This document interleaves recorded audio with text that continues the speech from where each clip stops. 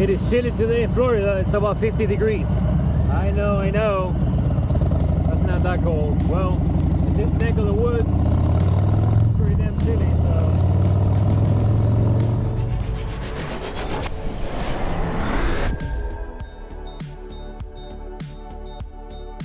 Welcome back to the MotoFlamingo YouTube channel by people of the world. As you guys saw in the title, today we'll be adding some armor to the bottom of our Harley. What do I mean by that? Well, today we'll be installing the HOGWORKZ Skid Plate for the bottom of the Harley for MA Softails. So you guys can see. Let me get out of the back real quick so you guys can get a better look at it. Here we go on this side. Here's the other side. This is the front right here. Now it comes just as you see here with the hardware for the install and wrapped in some protecting wrap there inside the box, and that's it. No instructions or nothing. However, they do have a short video on HOGWORKZ website, and as far as YouTube, I have not come across another video, so now you have this video as well. We will be installing it on our 2019 Harley Davidson Streetbob.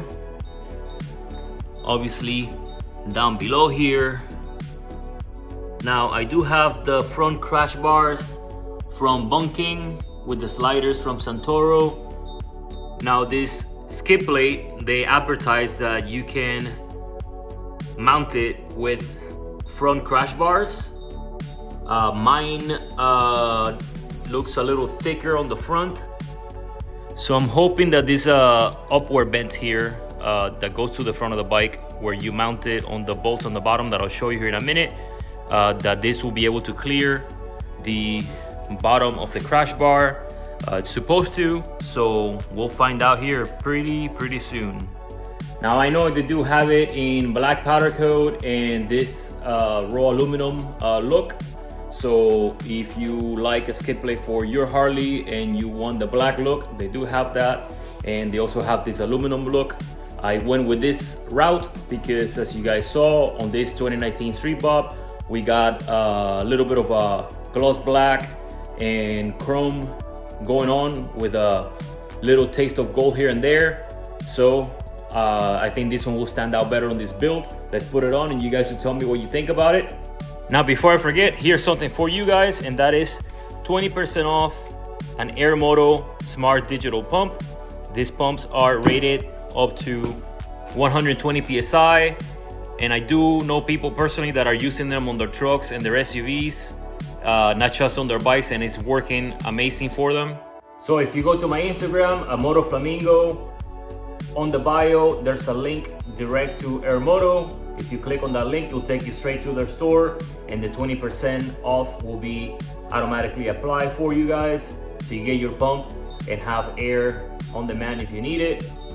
Back to the install.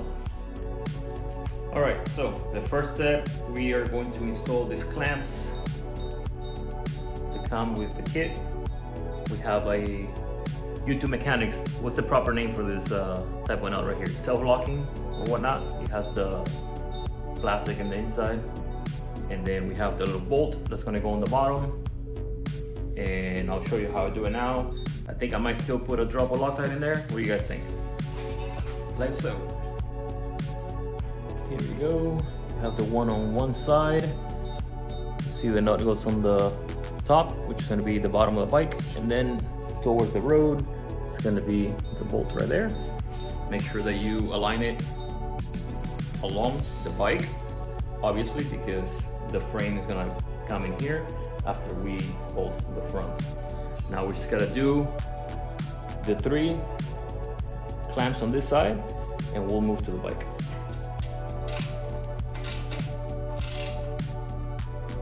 Now I did add a little drop of Loctite on the little bolts, on the 4 bolts. I'm pretty sure that perhaps it doesn't need it because of the self-locking nut that it brings, but a little drop is not gonna hurt anybody. Plus, if I decide to take this skid plate off the bike, put another one, or just take it off and put it back on or whatever, the clamps are still gonna stay on the tray, on the skid plate. So that's that.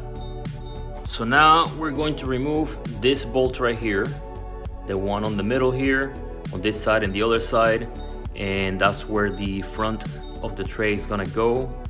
Let's hope it fits with this crash bar. All right, on the left side of the bike, on the primary side, it's going to be this bottom one right here, the second one from the top, where the crash bar is.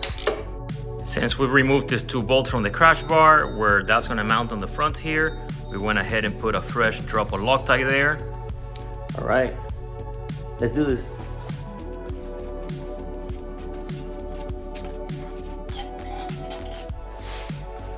All right, change of plans.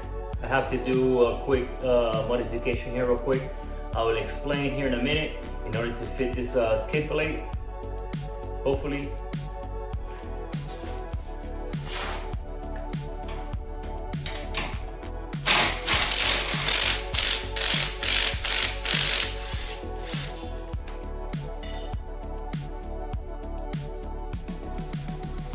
Also, quick note, since I'm putting the bike on the front stand here to have it up straight so I can get to the bottom here on what I was doing on the kickstand,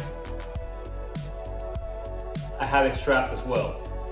If you don't have your bike strapped on a front stand, there is a potential that the bike can tip over when you're working on the bike. Ask me how I know. So once upon a time in Texas, about 2 years ago, I had a 22 Hayabusa.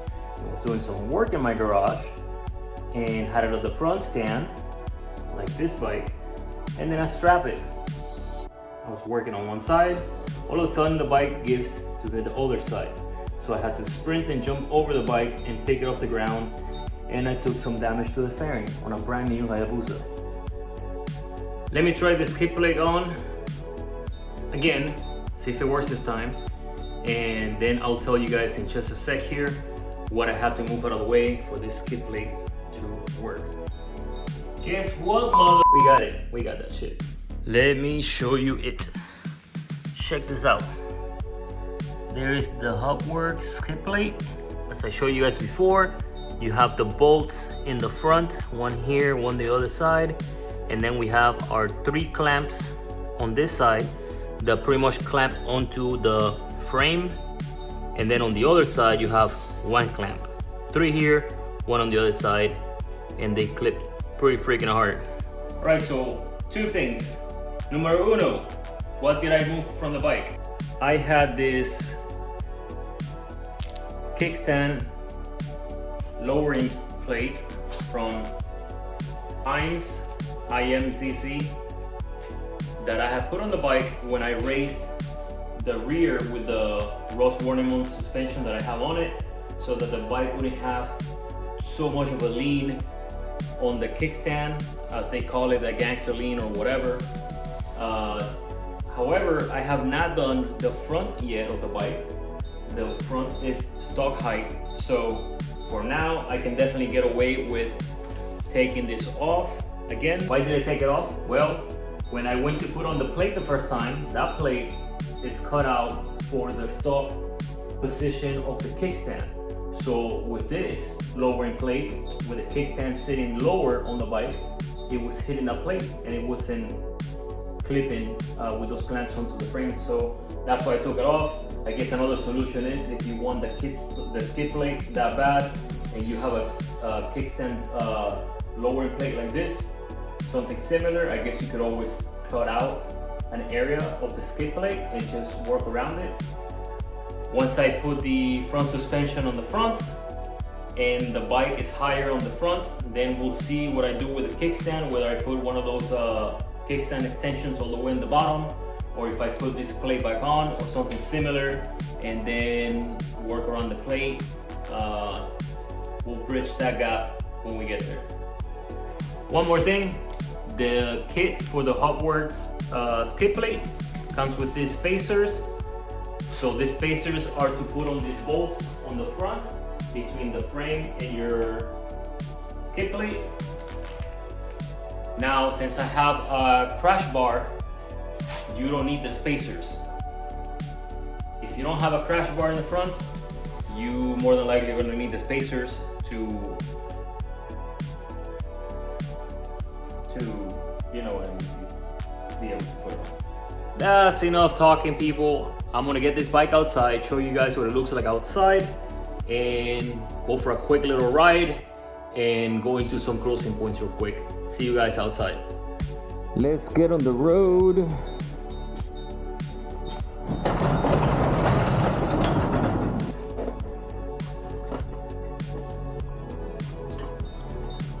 Guess who's here? Ivan's already here waiting for us. Let's get a cold start on you guys.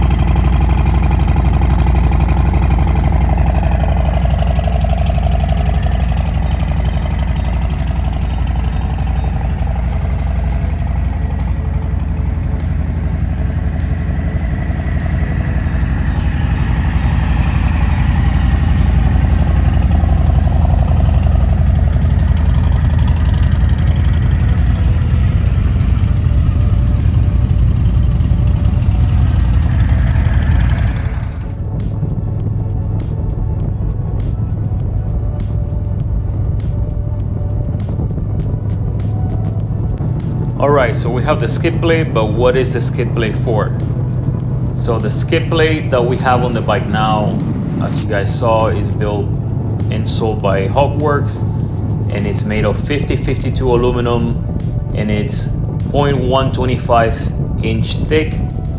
They make it for self-tails 18 to 24 and touring Harleys 14 to 24. Now the skid plates are made to protect the bottom of your bike, your frame, the bottom of your block, your transmission. It will help divert water away from the bottom of your bike as you're going through a puddle, or if you have any wiring or anything like that going on the bottom of your bike, any hoses, etc. If you are a stunner, this might help protect the bottom of your bike. If you ever go off-roading on your Harley for some reason, this would absolutely help to protect the bottom of your bike. I got it primarily to protect the bottom of my bike from debris, loose debris on the road, any type of tire gators or a piece of wood or a rock or something that's on the road that I don't have time to go around, and it ends up hitting the bottom of my block or anything like that. This will help protect from that. That's number one. Number two, the looks. I'm liking the looks of it big time. And those will be the pros. Cons, the one con that I can think of right now is that if you're doing an oil change, it might take you one extra step to move this plate out of the way so that you can actually do your oil change. Other than that, I can't think of any others. If you guys can, please put them in the comments. But thank you guys for watching the video. If you are a subscriber, thank you for your support and watching again. And if you are new to the channel, please like, share, and subscribe, and we'll see you on the next ride.